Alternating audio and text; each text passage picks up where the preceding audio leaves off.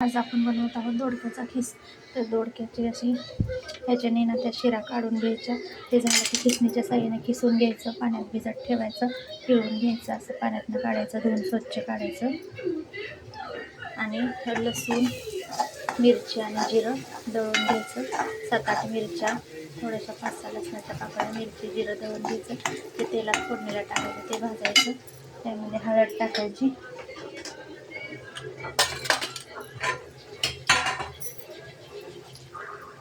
हळद टाकायची, मीठ टाकायचं थोडंसं, हळद थोडंसं अर्धा चमचा लसूण टाकायचं, चांगलं घ्यायचं. लसूण, जिरं, मिरची दळलं ते टाकून घ्यायच्यानंतर हळद टाकायची, मीठ टाकायचं, दळून घ्यायचं.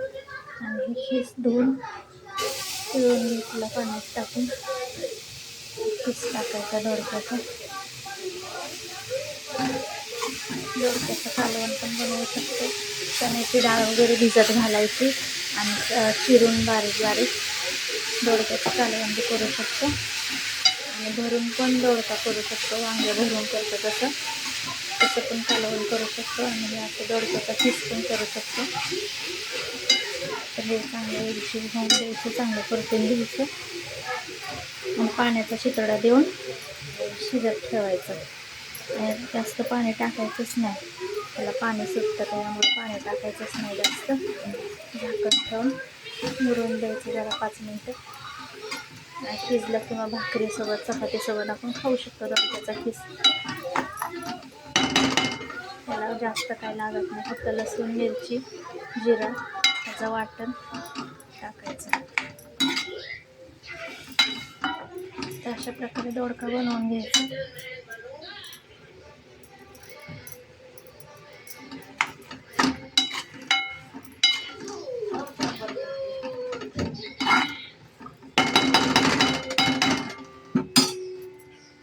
झाकण ठेवायचं,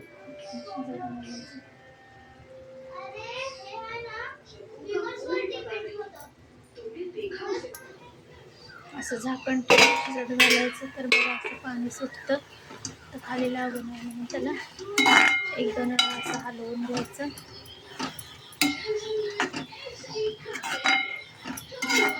आपलं सगळं पाणी आटवायचं.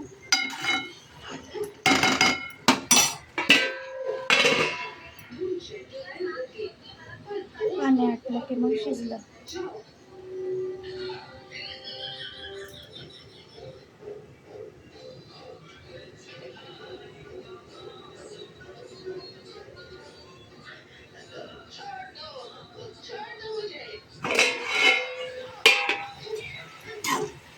त्याला पाणी टाकतं तसं पाणी सुटतं. हे चांगलं असं पाणी आटवून घ्यायचं.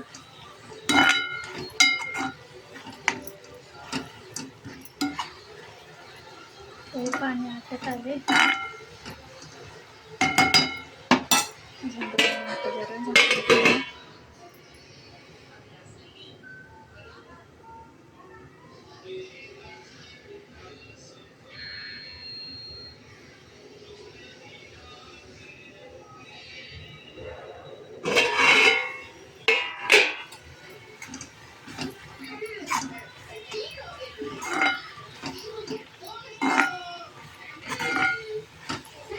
अशा प्रकारे